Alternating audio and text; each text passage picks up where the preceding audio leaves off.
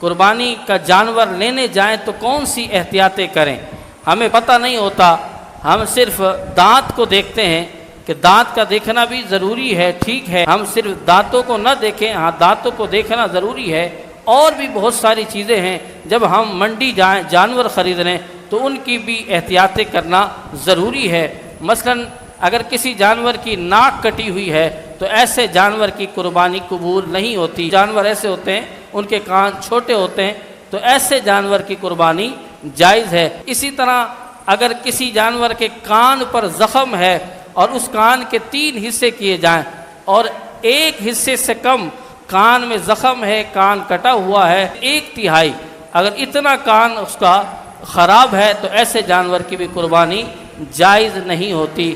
اسی طرح دم کٹی ہوئی ہے، اس دم کے بھی 3 حصے کیے جائیں، 1/3 سے کم وہ کٹی ہوئی ہے تو ایسے جانور کی قربانی جائز ہو جائے گی، اور اگر اس سے زیادہ کٹی ہوئی ہے، 1/3 تک کٹی ہوئی ہے، تب بھی قربانی جائز نہیں ہوگی۔ لنگڑا جانور ہو، اتنا لنگڑا ہو کہ وہ قربان گاہ تک چل کر جا نہیں سکتا تو ایسے جانور کی بھی قربانی قبول نہیں ہوگی۔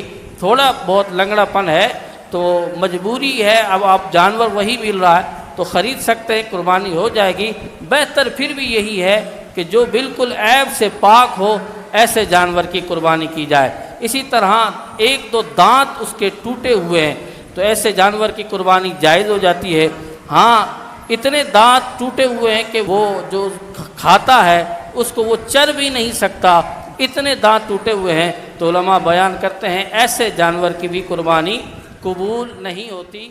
اسی طرح 2 آنکھیں اس کی چیک کریں، آپ دونوں آنکھوں کو اس کے آگے ہاتھ لائیں تاکہ وہ بند کرے۔ اگر وہ اندھا ہے، ایک آنکھ اس کی نہیں ہے یا بالکل دونوں آنکھیں خراب ہیں، دونوں آنکھوں سے دیکھ نہیں سکتا تو ایسے جانور کی بھی قربانی قبول نہیں ہوتی۔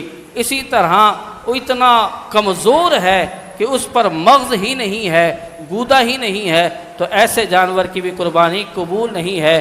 اسی طرح اتنا وہ جانور اس کو جنون ہے کہ وہ چر نہیں سکتا تو لہٰذا ایسے جانور کی بھی قربانی جو ہے وہ قبول نہیں ہوگی۔ بکری لے رہے ہیں تو اس کا اگر ایک تھن کٹا ہوا ہے یا ایک تھن خشک ہے تو ایسے جانور کی بھی، ایسی بکری کی بھی قربانی قبول نہیں ہے۔